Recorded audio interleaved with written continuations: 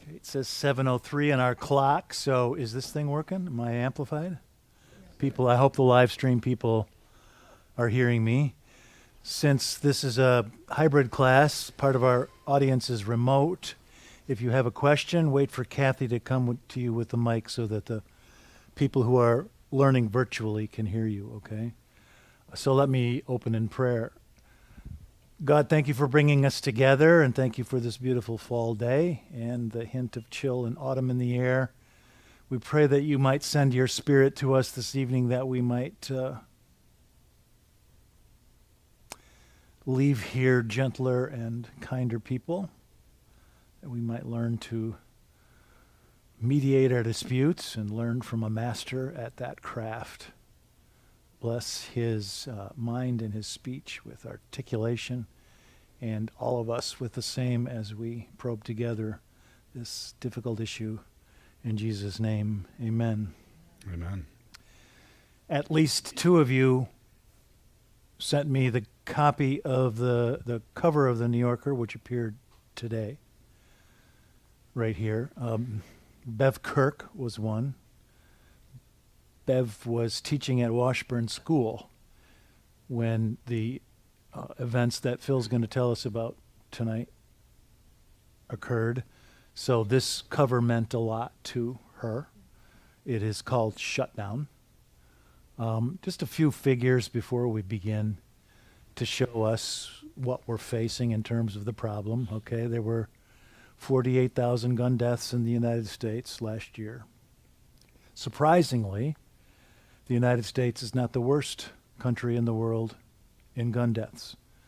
There were 49,000 in Brazil.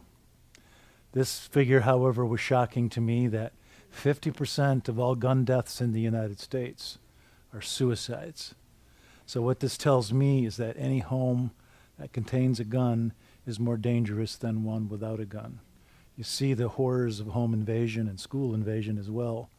But in fact, any home where there's a gun, there's a huge chance that somebody is going to use it to take their own life.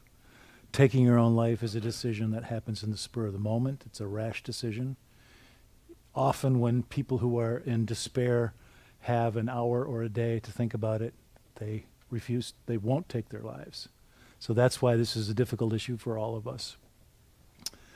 241 in Australia, 162 in the UK, 101 in Japan, and about 1,000 in Germany in 2021.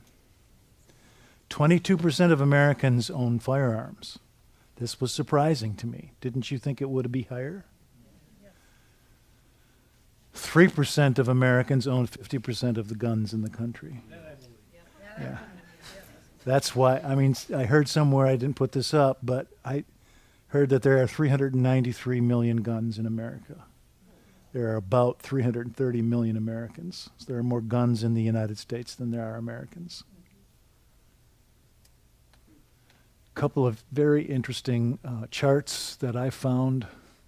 One is re-illustrating the fact that most of the gun deaths in the United States are self-inflicted rather than inflicted by others. And the chart on the right made me stop in my tracks. I'll tell you in a moment, when I'm interviewing Phil, my journey through this issue. But, I was surprised that Sandy Hook is number 4 on this list of mass casualties. And Uvalde is like number 7. Parkland is number 9 or whatever. All of the innocent lives that were taken by mass shootings in the United States during my adulthood, during Phil's and my adulthood. Questions or comments or arguments with my statistics, which come from a variety of places, including Pew Research and the CDC. Comments? Joey? Well, was the Las Vegas, Nevada number due to that single man who shot into the crowd? Yeah. Do you know more about that than I do, Phil? Why that's so disproportionate on this chart? Yeah, those were all firearm inflicted, and it had a lot to do with the weapon that was used. The Las Vegas thing is the concert shooting into the. Well, that's what I just said. So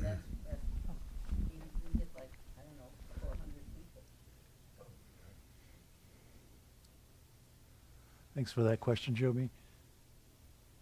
Okay, Phil, we want to hear about who you are, but we don't care about your family and your wife and stuff. We just want to know who's this companion on the front porch of your home in Wilmette. Tell us about him first. Yes, this is a soon-to-be 13-year-old German Shepherd named Scout, born up in upstate New York and has been with us since 6 weeks old. Doogie and Scout walk once in a while. So, Phil, you've become a good friend of mine in a short period of time. We got to know each other by walking. I guess it was Dudley that we walked with together for several years ago.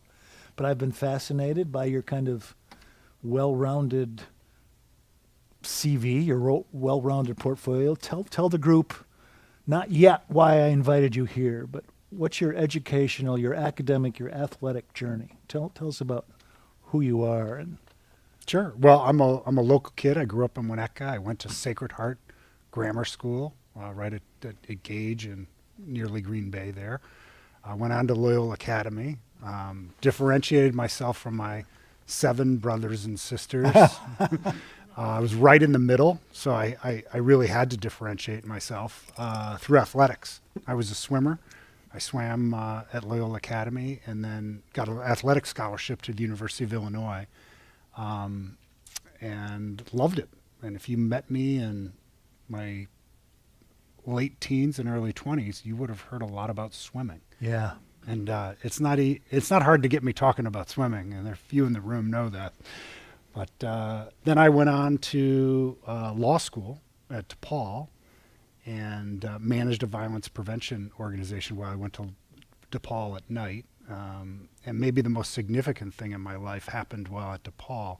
When I was taking a business negotiation class, I met a woman there named Michelle who grew up in Deerfield, and we became engaged 9 months later. And many of you have met Michelle Reese from Deerfield, and we have 4 children. I joined the FBI in the mid-'90s after practicing law for a few years here in town, and was sent to Topeka, Kansas with the Bureau, a 4-person office, and it was a hoot. Working everything from cattle rustling to intelligence matters to counterterrorism, bank robberies, and fugitives, and learned a lot about the FBI and learned a lot about working with others because you needed help in a place like that. And then served in our New York office, in our Washington, D.C. office, a few offices overseas before returning to Chicago around 2011. what was your specialty at the FBI? I mostly focused on intelligence matters like national security, kind of spy versus spy work, but had a full complement of criminal work when I was in the Kansas office. But in New York, we really focused on kind of our counterintelligence threat. And about 2 years into the Bureau, I learned that we have a crisis negotiation program. So I hooked up with that team and was trained as a hostage negotiator for the FBI. And then I ran hostage negotiation teams and responded to domestic and international incidents for about 17 of those years. Okay. So what did you do? You left the Bureau after 21 years? 21 years. What's PAX? PAX. PAX Group is my consulting organization. I co-founded it with a gentleman named Paul Passon, who comes out of the radio flyer tradition. Many of you know the Red Wagon Company. Paul was their CEO, and this is a 3rd generation that took it over. And he left Radio Flyer and then joined PAX. He has plenty of experience managing crises and conflicts and all kinds of difficult circumstances with just the keeping a family business in all the transitions of the economy. And we partnered up largely because we're both over 6'4", and we really like the idea of marrying these skills around crisis and conflict management with organizational change and business operation, because anytime there's change, there's usually some kind of conflict and crisis, and anytime there's conflict and crisis, there's usually an opportunity for change.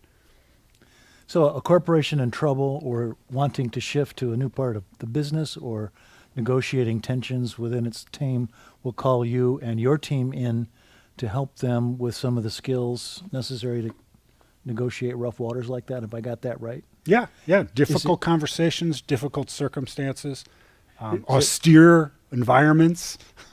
Is it for profits, not for profits? Both? It's for profit, but we do a lot of work in the non-for-profit and public sector. We've supported a lot of the effort around the Chicago area and statewide or in the violence for prevention sphere. Okay. So let me take just a minute and tell you about my journey through this issue. I'm 65 years old. I turned 65 in August. I was born in 1957. So I began my career in the Presbyterian Church USA ministry in 1985. I served a church in Philadelphia and another one in Grand Rapids, and then I came to my Greenwich church in 1997. And so this issue was not as front page and as spectacular as it was during my early life. And so I'd been at my church in Greenwich for less than 2 years when, on Hitler's birthday in 1999, several students were murdered by two, what would you call them? Trench coat kids, bullied kids. And that was just, I can't even give words to the shock that happened. When that happened in 1999, I was 39 years old, early in my senior ministry at the Greenwich Church and trying to help all of us make sense of that terrible issue in a pastoral sense. And then it just kept happening. The next one I remember what happened in Roanoke at Virginia Tech University. And all of these ones that were on the chart up there a minute ago. Another epochal event in my pastoral career was in December of 2012 when over 20 students were shot in Newtown, Connecticut, about 40 miles from my church in Greenwich. Just a naked evil so towering you can't even give words to it or make sense of it. And then more recently, of course, there's been Uvalde, and then it came close to home again in Highland Park. And in Thailand, over 20 kids in a daycare center were shot. So that's been my journey, Phil. But when I came here, I met Jennifer Bishop and discovered that the roots of this whole thing started here for all practical purposes in school shootings. They're buried right out there. Yeah, Richard and Nancy Langer were killed on Palm Sunday in 1990. And so when I met Jennifer and her family, Jean, and her mom, her beautiful mom, and then I met Phil. And so, Phil, would you be willing to tell us your story that I was ignorant of until I moved here? All of this had been happening beyond me and without me. So, Yeah. So roughly 11 years before yes. 1999, the one that kind of is your starting point. Yeah. We had an incident here in Winnetka, and in many ways was kind of the precursor or provided the copycat version that resulted The in. killer in our case actually was mimicking the killer in the Tell us about that a minute, Jennifer, if you don't Yeah. mind. Sorry, Are they related, Phil and Jennifer? Are the two? We just know each other. Well, We're privileged. Yeah, to but I know mean, each are the other. two killings No. related? The killing, the shooting in Phil's case led to such glamorification of the killer that he will tell you about, that inspired the New Trier High School student David Biro to want to become a famous killer too, and that's when he shot Nancy and Richard. Yeah. yeah. Yeah, and just to kind of give a little context to that, one of the things that we know now is that some folks take this on, and an element of this is notoriety. That they're going to go out in a hail of glory, and they're going to be known, and even known for something, horrible and tragic. And we really didn't have a grasp of that in 1988. And still to this day, when the incident that I was involved in is referenced, it's usually referenced by the assailant's name. And I find it a little bit shocking when people say, oh, and they want to recall it with, and it's really unfortunate because as you could tell, we don't really recall the incident since then by the assailant's or the attacker or the killer's name. So we learned, once we learned this, when you learn better, do better. And we usually reference the town, or we give some deference to the victims as opposed to the attacker. And that just was unknown to us. So, and I think because we didn't know that, we offered this glorification and an opportunity for somebody to think, hey, this was a pathway to some glorification. So it's sort of, a quick recap of what took place that day is we had and very similar to every incident that you've seen here, because in over 85% of these mass attacks, either in a school environment, in a workplace environment, or even in public places, there are what we call pre-incident indicators. There's some indication that someone knows that someone's on a trajectory to some sort of tragic outcome. And that was the case back in 1988. A deranged woman with a long history of psychological problems and a lot of interactions with the community that were alarming, and a handful of interactions with law enforcement that were alarming, and a lot of missed opportunities for intervention. But this was, even on today's standards, a really comprehensive attack on the community. This assailant, oddly 30 years old and a woman, which is not statistically really well represented in the attacks we've seen, had prepared for months to attack the community and had amassed ammunition, firearms, learned how to create a cyanide gas device and tried to ignite it. And her day of attack on the community began with an attempt to ignite a cyanide gas device in a Highland Park school. She'd dropped off poisoned treats at various locations. She set fire to a home in Winnetka, trapping a mother and small children. And it culminated with an attack on the Hubbard Woods School, where 6 students were shot. 1 was killed instantly. Others were critically injured. And then in the course of her escape, she crashed her car in one of those dead-end streets that you must know that Hubbard Woods is kind of known for, and abandoned her car and entered a nearby home, and that was my childhood home. And my mother, father, and I were held at gunpoint for about 90 minutes, and we were able to negotiate my folks out, but I was shot in an attempt to disarm her and nearly killed. I was struck in the right side of the chest. The bullet penetrated both my lungs, put a hole in my esophagus, my pancreas, my stomach, grazed my pericardium, and got lodged in my left lat.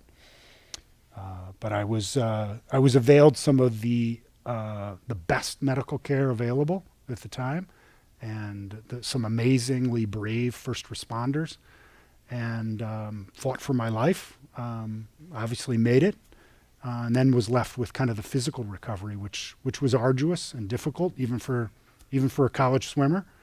And very lucky to have a lot of very, very healthy systems, from coaches to family to a community that really wanted to see me get back on my feet and pursue my dreams. And it's worth pointing out that is unusual, that the vast majority of the folks that are shot in the United States are shot in circumstance and in environments where those support systems don't exist. And we see that regularly in the South and West Side in our own town here in Chicago.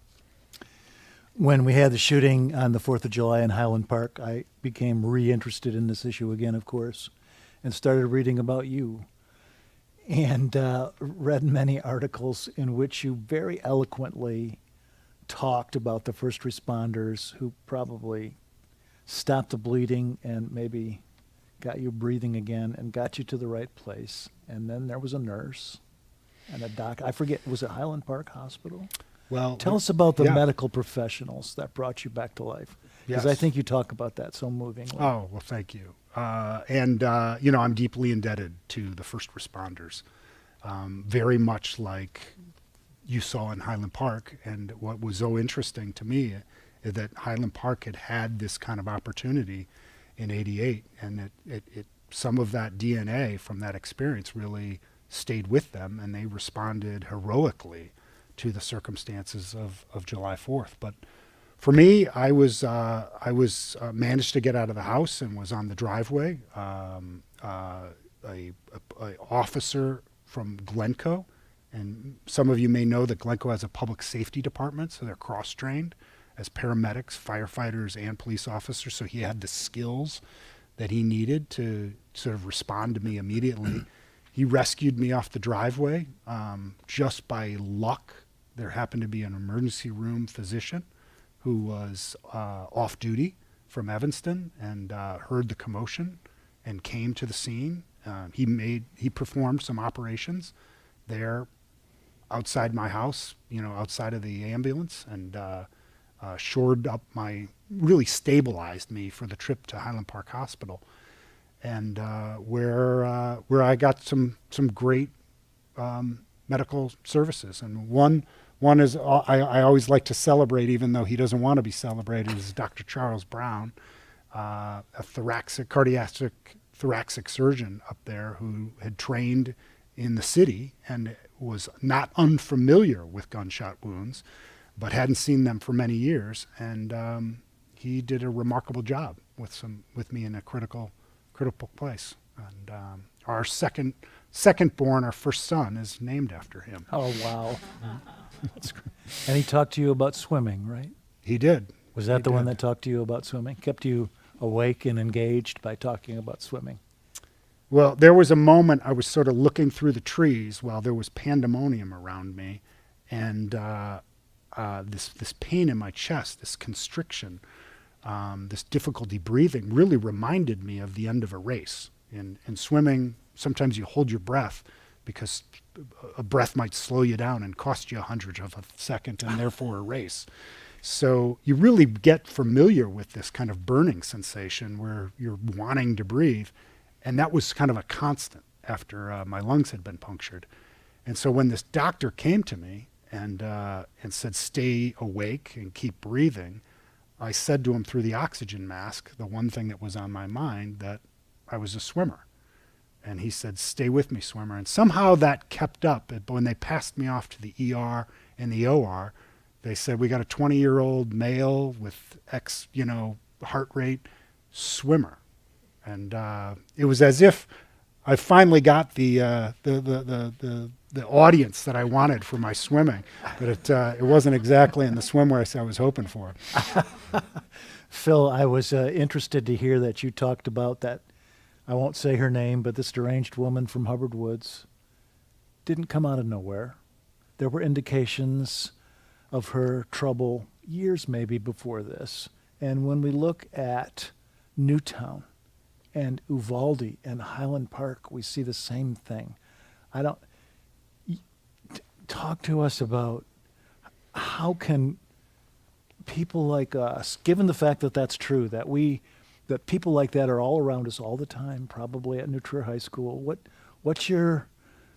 advice do you have for us, and how does your comment about this not coming out of nowhere apply to the guy from Highland Park, for instance? Do you know anything about that? You've certainly commented about it quite a bit on the news. Well, as I mentioned, that these incidents don't happen in a vacuum, that folks that are on a trajectory for violence have very clear indicators, and they may be accessing weapons, they may be antisocial behavior. There could be actually attempts to seek help, and they're quite obvious to us when we know what we're looking for. And they look a lot like social separation, like somebody isolating. But our schools, our community, individuals within the community usually have some insight into it. And it really comes back to this kind of this very simple notion of see something, say something. And then the say something to the right agency, to the right, helper, should activate engagement. And that engagement doesn't mean that wow, we need to rush over and arrest this person. But it could be as simple as this person needs guidance, to be heard, to be included, to have a very careful kind of understanding of where they can plug in and belong. And this sense of alienation and separation from the community is pretty consistent among the attackers that we've seen. So I think that one of the opportunities there is, like, as people of faith, as people of a community, is recognizing that we have people in our community that need our help. And it's sometimes more obvious when there's a whole agency that we can support, or write a check to an agency that already has a relationship with people that need help. But sometimes it's incumbent on us or us to build the system that will engage people who are at on the fray of our community. And we know that we have programs. We know that we have systems that are very good at doing that. And people of faith really know how to kind of love somebody through the hard stuff. Yeah. Yeah, thank you for saying that. I think that religious institutions are peculiarly positioned to make a difference here. When this guy from Highland Park, as soon as it happened, people all around him said, "Oh, of course, we saw that coming. We didn't see this coming." We're always shocked when something like this happened, but people who are close to him and who knew him were in a position to intervene. And when I think of Sylvie Pern and whoever succeeds Sylvie here in the youth program, and accompany the kids to far-flung places on these mission trips, these are the kind of folk who I think can make a difference. If they see something, they can say something. They can intervene with the individual to decrease the amount of isolation and to form friendships and bridges with these people. So a lot of the literature that I read in preparing for this evening mentioned how important religious institutions are to this issue. And there's another way in which religious institutions are important too. We can lobby with our decision makers about this. And so, let me see what I got here. I don't know, I don't remember why I put that up.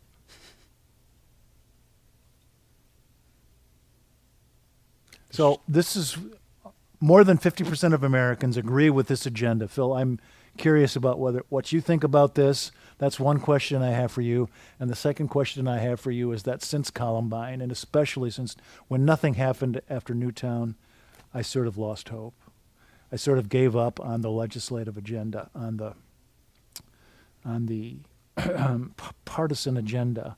So I want to know, what do you think about this platform, and is there an ice cube's chance in hell of this ever happening before we're in a retirement facility, you and I? So 50% at least of Americans agree with this agenda, requiring a person to be 21 in order to purchase a gun, banning firearms from schools and college campuses nationally. What do you think about this? Many of our fellow Americans want to arm our teachers. Does anybody violently disagree with this bullet point of the agenda?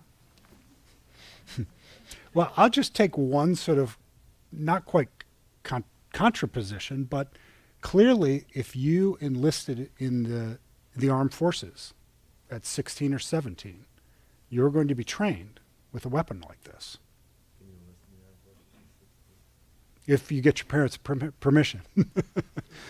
But I'm sorry, 18. I'm sorry, to 18, you can enlist in, and you will be trained with this, and you will be very proficient at it. But it's in a very controlled circumstances. And they don't just give you a gun and say, hey, get... Yes. That there is a very regimented training program that also has a lot to do with discipline.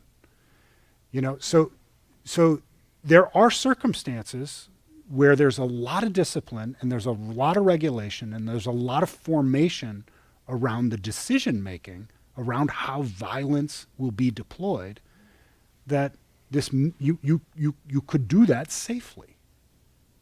It may not be so safe for the enemy, but it would be safe for the community.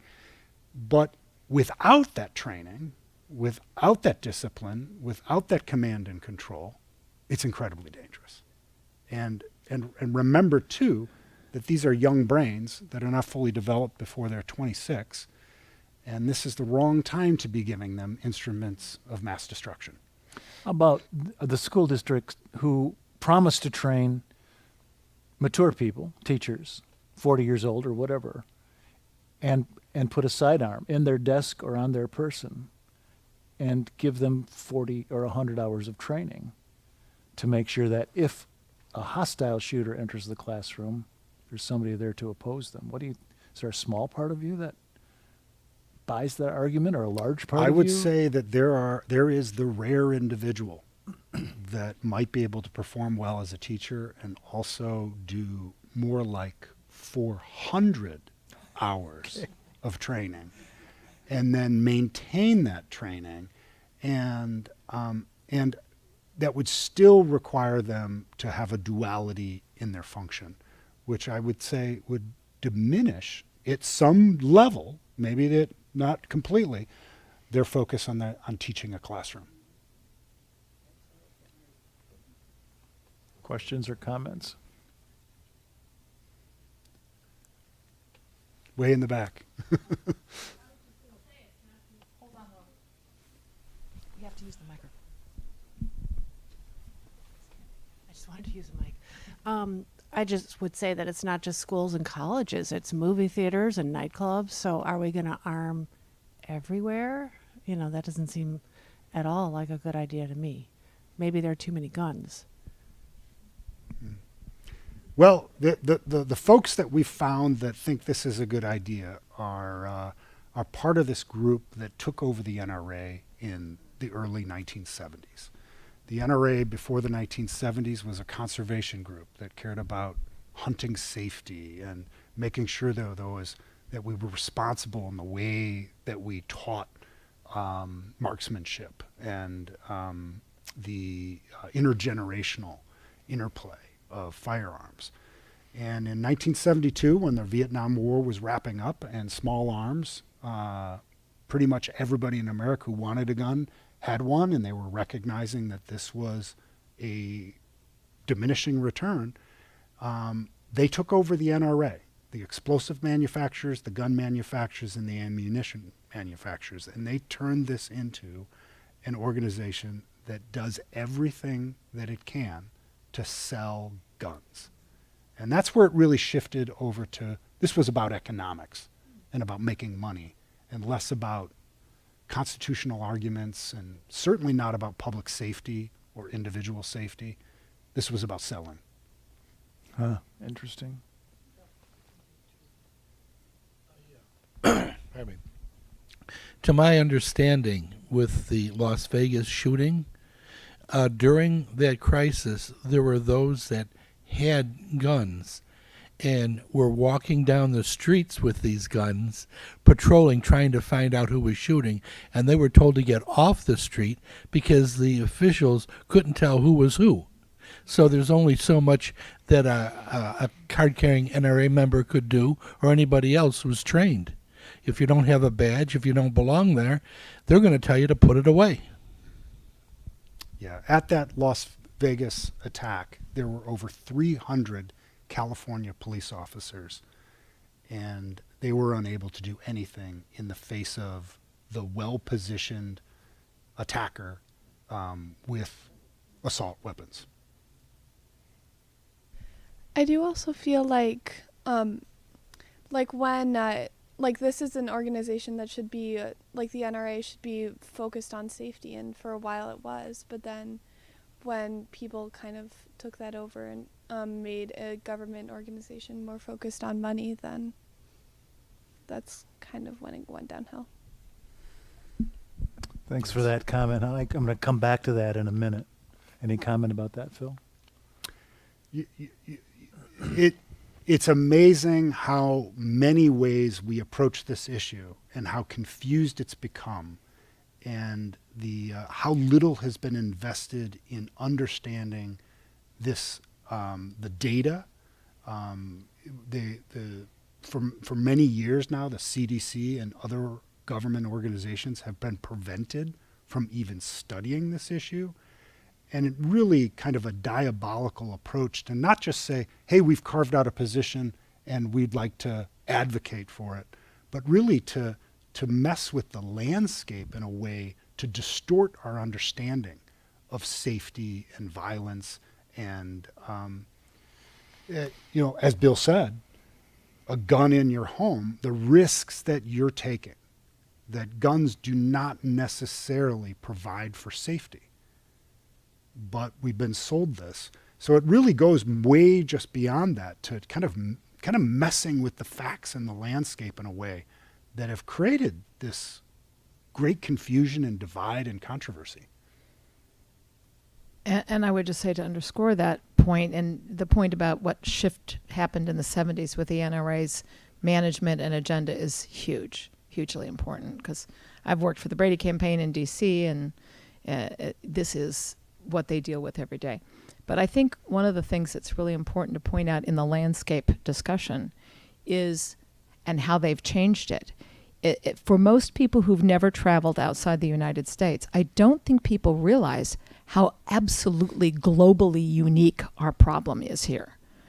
This is a totally and uniquely American problem. This doesn't happen anywhere else in the world. And you've just named the reason why that is the case. So people don't really realize this is not the case. This doesn't happen, and you don't get guns in other countries. You just don't. Are you blaming the NRA for that uniqueness, Jennifer? Well, answer is yes. But also money in politics. Yeah. None of this would have happened more recently because, absolutely, but because they're accomplices in the government, because when we, with Citizens United, made money equal speech and made dark money politics possible, we have locked in that whoever has the most cash to give somebody will get elected. That's where we are stuck now. But I might add that I think that we're all accomplices in the sense that we've allowed a kind of an insidious sales pitch that is driven by fear to divide us and to confuse us. And look, I'm in the business of crisis management, and the first thing I'll tell you is that you make a lousy decision when you're afraid, and that when we're fearful, we are not at our best. And violence creates fear, and messages that really kind of are directed at getting into our psyche to make us think that we should fear each other, allow you to kind of illogically make that leap and be like, hey, I'd feel a little better if I had a gun. I'd feel a little better if I had a gun. Now, the reality is you're not any better. Like, the statistics bear this out. And slowly we're able to kind of lift this. But it's only in the safety of a situation like this where we can say, hey, let's look at this together. Come over here, and then side by side, let's look at how we could be safe together. And that's when we break down these myths. But unless we have that opportunity, and there are many communities that don't, that they are hyper-vigilant because they're dealing with gun violence every day, every hour, and there isn't that opportunity to say, hey, let's take a breath, let's huddle over here, safe enough to make a rational decision.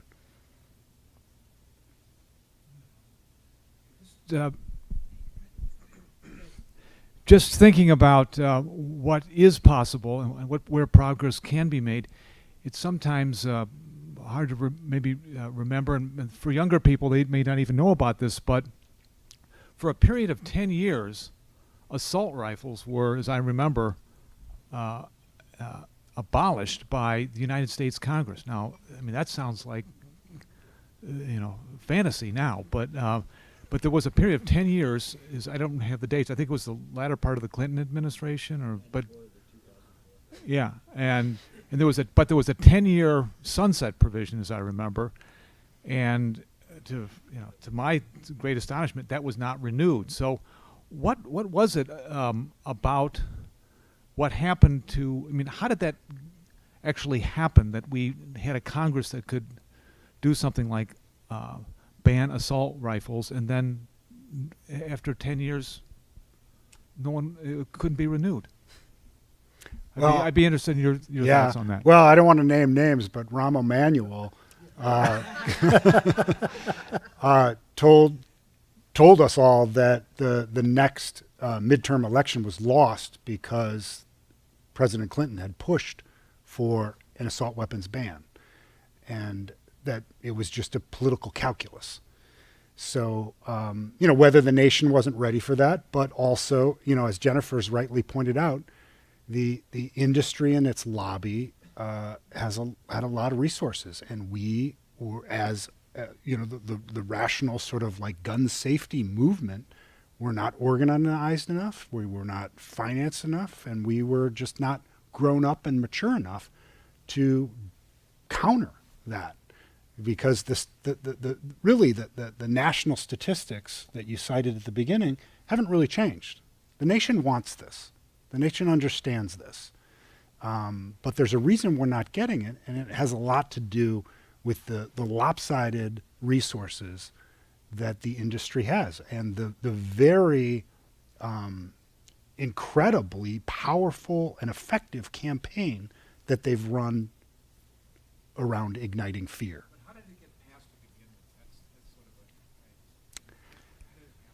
So in case you didn't hear what King said, King asked how it happened originally. That's the great miracle, not that it got discontinued, King, but that it started it all. How did we make that happen? You have any idea, Phil? Yeah. The man who's the president of the United States right now got that thing through the Congress. Yeah. It was largely Senator Joe Biden from Delaware and others that have D's next to their name. I'm very frustrated sitting here right now because nobody's willing to say that it is Republicans who are the problem. The people who don't want any of that have ours next to their names. Yeah. And if people in this community and others continue to vote for people with ours next to their name, this will not get fixed. Yeah. Sorry. Political rant finished. Well, it wasn't always the case. I mean, this is an area that when I was injured, I turned immediately to my representative John Porter, a Republican who was a co-sponsor of the Brady bill, and it didn't have the rancor and partisanship that it has today. John Porter a radical left. Yes. Rest in peace. Add that even though the majority of Americans want this, it's obviously the voting and the laws and the legislation surround it that gets passed or not passed that allows the vast majority of Americans from not having this happen. So, it's kind of a two-pronged position, and then you have the marketing, which has been unfortunately very highly effective from the NRA and other groups that promote that and put all that money and resource behind it. And of course it's all about money and the profit that comes from, the weapons and how much money they make and how much those corporations make. And that is a real roadblock. So I would love to hear, do you have any, we've kind of heard what the setup is and what the problem is, but kind of what Bill said about, is there an ice cube's chance of what's your solution, or do you have any that can kind of move the needle on any of this? Well, I would say this, that after Sandy Hook, we got better organized, and the quiet, hard work of building capacity, building structure to take on and advocate for sensible public policy around this got started in many ways. Now, there were many people, Jennifer and I included, working on this long before that, but it got the attention of a broader spectrum of people. And we are now benefiting from that. When the shooting happened July 4th up in Highland Park, the biggest difference between then and 1988, because so many things are the same, is that there's infrastructure. That immediately our community has a place to go with our energy, with our trauma, with our hope for the future, to participate and build capacity to get this done. And that we didn't do. This seemed like an easy solution. When I was a 20-year-old and I'd been shot, I thought it was just a matter of, of course everybody gets that we shouldn't let this happen again.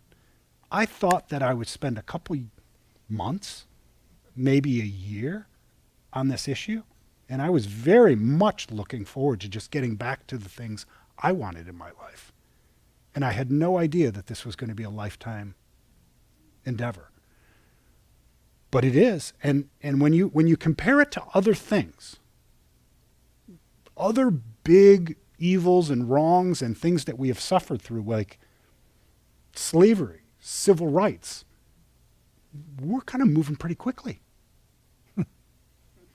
The arc of the universe bends toward justice, and we're in a position to bend it a little harder right now because we did the hard work of building capacity for the last 2 decades. So we're not alone in this, and it's not hopeful, and there are lots of good things happening in the movement to lower and end gun violence. Phil, you're trained as a lawyer, so you can probably handle this question as well as you've handled everything so far. The principles that are being advocated by a majority of Americans, the rules that are being advocated by a majority of Americans, can be implemented by Congress or can be implemented by states. And as long as Congress isn't going to act, it's up to each state. It sounds familiar. It's not unlike the abortion discussion we had a couple of weeks ago. There have been states which have attempted to implement greater restrictions on the ownership and use of firearms in various fashions, and have been found by federal courts to have violated the Second Amendment by virtue of imposing those restrictions. With our current Supreme Court, I'm a little cautious about how much freedom the Supreme Court's going to give to states to impose additional regulations. Could you just comment on the legal parameters that we're dealing with here in terms of implementing, even if we all raise money and we all go out and advocate, if we've got a federal judiciary that's not letting the states impose the restrictions we'd all like, how do we deal with that? Any thoughts? Yes. Well, the Supreme Court this is a big speed bump for us in moving towards sensible firearm policy in this country.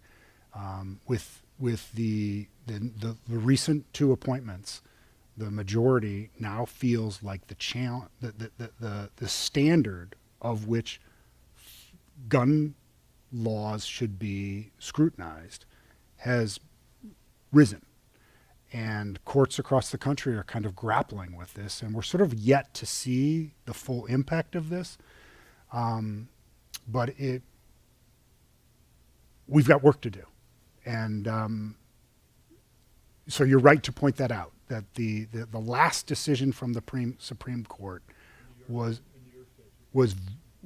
restricted states' ability to function on this. From my vantage point, I think it's bad law. This is exactly what some on the court call, legislating from the bench. The legislative history on this, and if you want to be, strict interpretation, and you want to go back to founding fathers, there just is this. There is no historical support for the decision making that they are, and this is a political calculus, and we were late to the game in seeing how important this was, but we are now better organized than ever, and we're picking up momentum, and I would bet on us. 1994 assault weapons ban was challenged in the Supreme Court several times against the Second Amendment. And I don't know the legal details, but it survived those challenges. And also, it's curious to me, there are other weapons that are illegal. It's not like this is new. Sawed-off shotguns are illegal. The type of Tommy guns that were used by Al Capone are illegal. Silencers are illegal. So the precedent for having a law against a certain type of weapon is there. Yeah.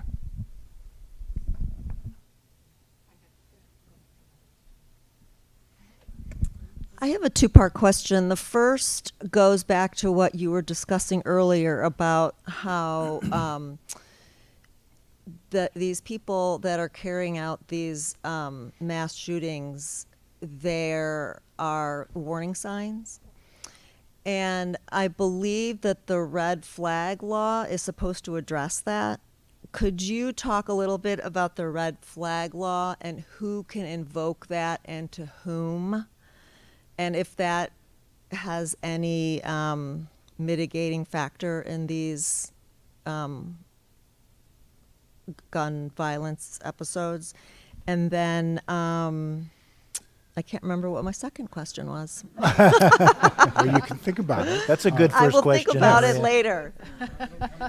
So for those of you who don't know, a red flag law is basically a firearm restraining order, and it allows for the authorities to remove guns from someone who's demonstrated a threat to themselves or others. And it's a relatively new law. It's been around for about 3 years in Illinois. About 17 states have it. It's a very, very effective tool for law enforcement, for schools, and for families to activate when they see somebody sort of on a trajectory or their coping skills degrading in a way that they present a threat to themselves or others. We've got a lot of work to do in terms of elevating public awareness of this, training law enforcement to use it. In Illinois, we've only used it maybe 50 times since it's been enacted, and we need to use it more. There are, even in aging populations where there may be dementia, in school environments where somebody might have access to a firearm. I'll tell you, when I do threat assessments for organizations, for communities and schools, and they ask, hey, we've got a situation, and somebody has said things or done things, or we see behavior that maybe suggests that somebody's struggling, the first question is, do they have access to a firearm? And if we can separate them from access to a firearm, there's so much more opportunity for intervention there. That the real threat there, as you can see, to themselves and to others, is that access to firearms.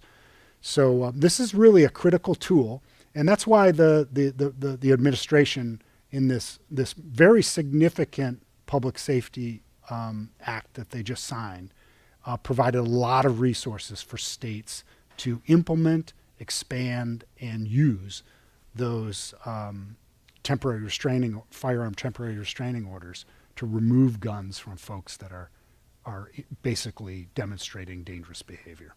So if someone sees something, who are they supposed to contact? Their local police department? Yes. If you see something, you should have, and particularly in our area, you should have no problem calling the local police department. They are very well trained.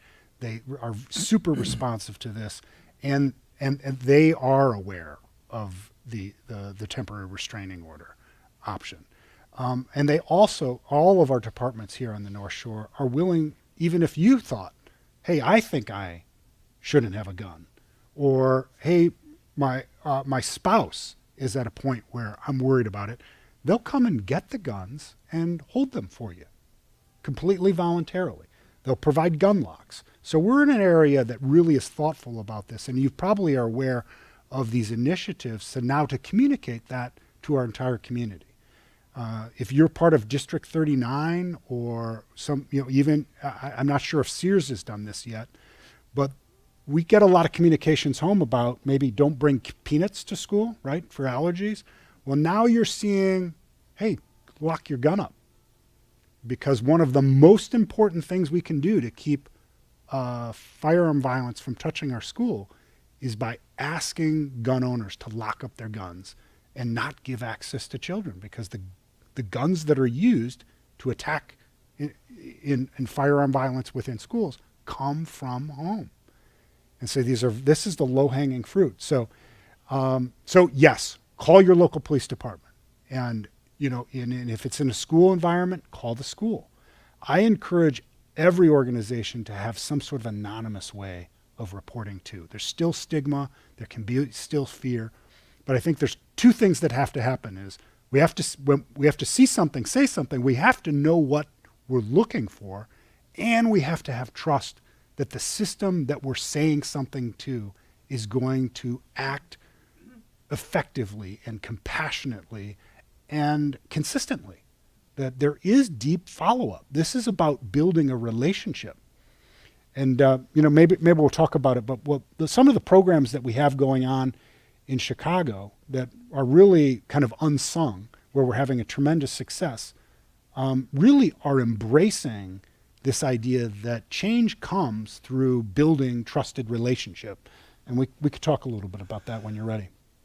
That's one of the reasons I invited you here. I love your optimism. That's why I asked you that question about an ice cube's chance in hell of seeing this legislation passed, red flag laws and national databases and so forth. You always have a positive take on that, including, this is one thing Phil said to me.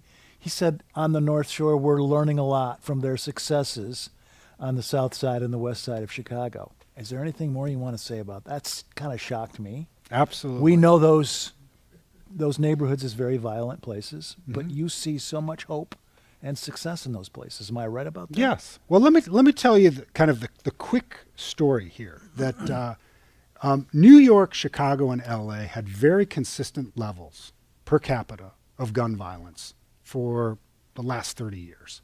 And then about 15 years ago, Chicago deterred. While New York and LA drove down their gun violence, we continued to escalate.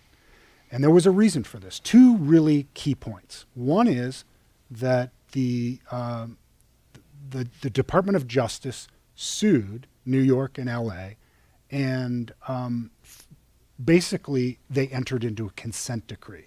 And that's where a federal judge oversees the implementation, the reform of a police force. And those are agreed to. And we have a consent decree here in Chicago. The federal government pulled out of it, but the state stepped in. And we have a document that lays out what modern, effective, community-based, trust-based wellness for officers looks like.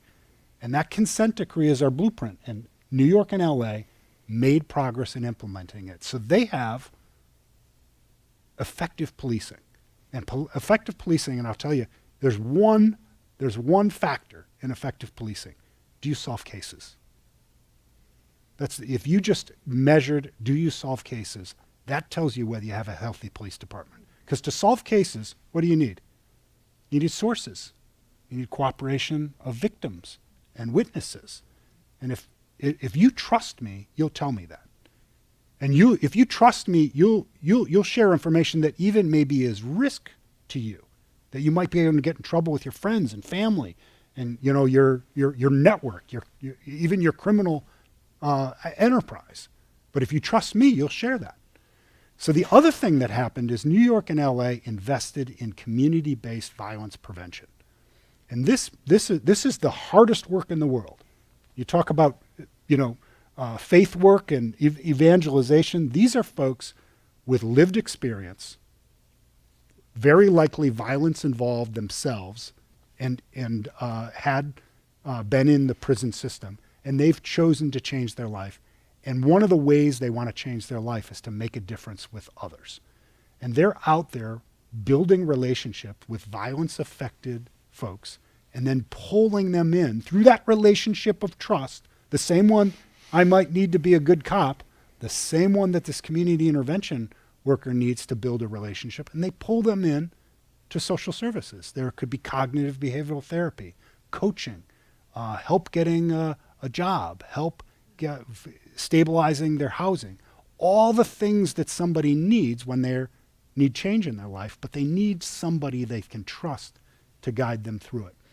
So 5 years ago, Chicago, through its amazing network of philanthropic organizations, made a concerted and collective investment in a number of violence prevention organizations.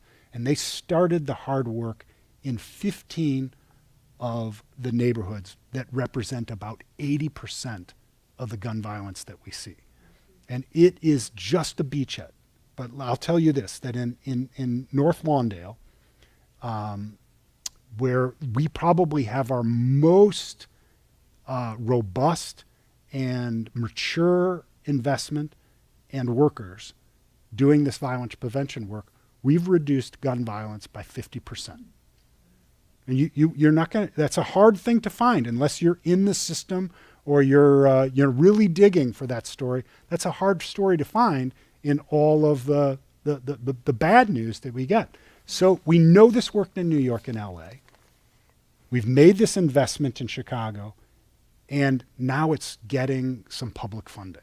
That first investment that the foundation's made is now getting traction with some public funding. And now it's still very hard work. And one way to put this in context is the folks that are violence affected, folks that have experienced a level of violence that I did at 20, but do it, maybe have 15 episodes of this, and maybe never had a chance to recover or go back to their swim team or, have a healthy meal. These are folks that I would put in the classification. This is stage 4 cancer for violence. And with every positive input, it's still a pretty difficult job. But we've got folks that are willing to do that job. And now it's about building this sustainability. And these organizations that are doing this hard work, and some of you might be familiar with like Chicago CRED or the Institute for Nonviolence, Bright Start, Ready. All of this is the constellation of organizations doing this, but they're not quite at capacity yet. And we've got thousands more people to meet and reach with these programs. And we need thousands more intervention workers. And then the folks that go through that process, they need jobs.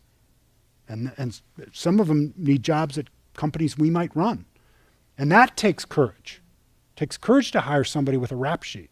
It takes courage to hire somebody who might have been involved in a gun crime. But I'll tell you, the folks that I meet that have been through that and have gone through these transitional programs, these are some of the most toughest, most resilient, smartest, capable people you'll ever meet. Warren, you have the microphone. Then we'll give it to Kathy. Gone to a different place. First of all, I agree with everything you said. I have a lot of time in the South and the West Side.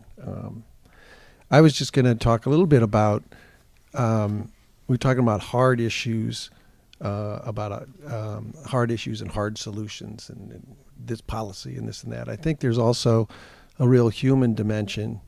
I think when you think a lot of this is emotional. People buy cars and they buy suits and this and that because it's a badge. And when you look at some of those things about how many guns, whether you'll agree with this or not, a lot of it has just a badge. That the gun and the gun culture is psychological and about a badge for many, and then it just takes to an extreme. So that's one point. The other thing I wanted to say about the human thing was that we just need a little bit more imagination, because it seems all the time we always have the indicators. We always know the stuff. Even with 9/11, we knew that, but people wouldn't move it up the chain because they didn't believe it could happen. So we have to kind of change our thought there. And I think the last thing I would say is what I would really, really like to see is in schools to spend a lot of time, rather than having to teach what you do with a shooting drill, but to spend a lot of time talking about being inclusive. And if someone doesn't have any friends, befriend them. if someone is an outcast. Everybody, all the teachers know who it is, all the students know who it is, but have much more of a cultural ammunition, cultural examples and solutions, because it's a lot of it is emotional. And certainly that's where a lot of these shooters start. It starts from being an outcast, it starts from being lonely, it starts from all that stuff.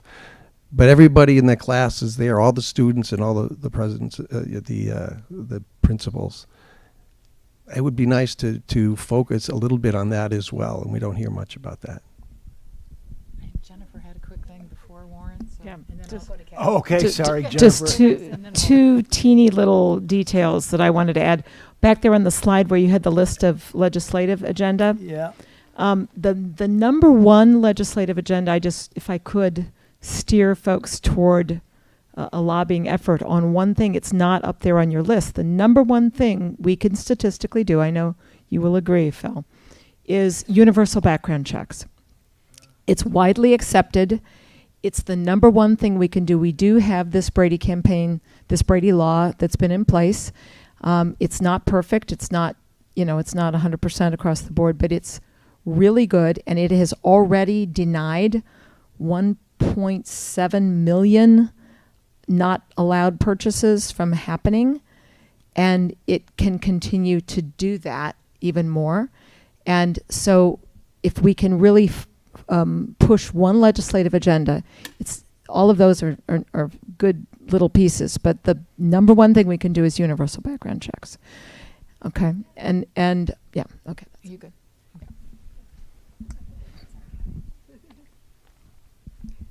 Thank you. I'd just like to say, going back to what you were talking about, building a trusting relationship within the community. Kenilworth Union Church's Outreach Committee is supporting a beautiful organization that is doing just that in a very, gang-infested area, and it's called Breakthrough. I don't know if any of you have heard about that, but it's do you know about that? Oh, sure. Yeah, it's amazing what they do, and I could go on and on talking about it. But if any of you are interested in doing something to help, they ask for volunteers and they train their volunteers, and the only problem is that they're pretty far south and west. I can't drive. It's an amazing organization that's doing exactly what you're talking about with the gangs in the neighborhood. Mm-hmm. It's amazing. Did you want to have a question? Do you have a question? Yeah, I have a question. And then we'll make this the last one. Well, I actually have two questions. If that's Gotcha. all right. I'll have to do a run on here. I was wondering about how the internet plays into the lives of these shooters. Mm-hmm. So that was really my one question. But my second question is, when are you going to run for office?